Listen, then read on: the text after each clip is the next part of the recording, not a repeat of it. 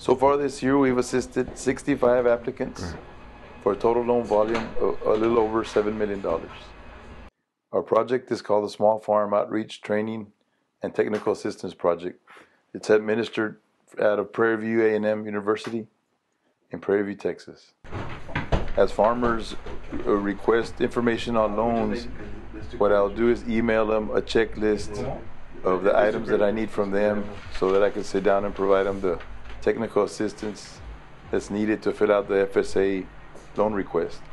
Once they gather all the information, what we'll do is we'll set up an appointment that I'll set aside a day that usually takes 4 to 6, 8 hours, and we'll sit down with them and help them one-on-one fill out that FSA loan request.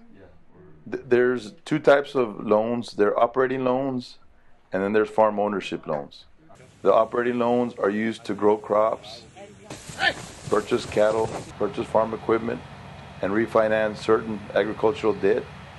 The farm ownership loans are mainly used to buy land or to construct buildings on their farms. The requirements for the operating loan is that they have at least 1 year operating history. And for a farm ownership loan, they need 3 years of operating history for these loans. And they have to have good credit, and they have to be unable to obtain credit elsewhere at a commercial bank. We also have, or FSA has, microloans. Those loans are the same as an operating loan. You can use it to grow crops, but the paperwork is less, and the most you can borrow under a microloan is $35,000. You don't need that 1 year of operating history with a microloan. On an operating loan, if it's to grow a crop, like grain sorghum or cotton or corn, the payback is in 1 year, shortly after the crop is harvested. If it's a loan to purchase cows for a cow-calf operation or to purchase farm equipment, it's a yearly payment on the loan, but it can go up to 7 years.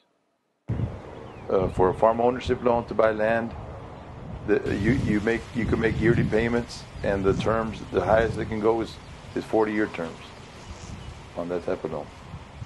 Organic farmers, they can try to qualify under a microloan with USDA.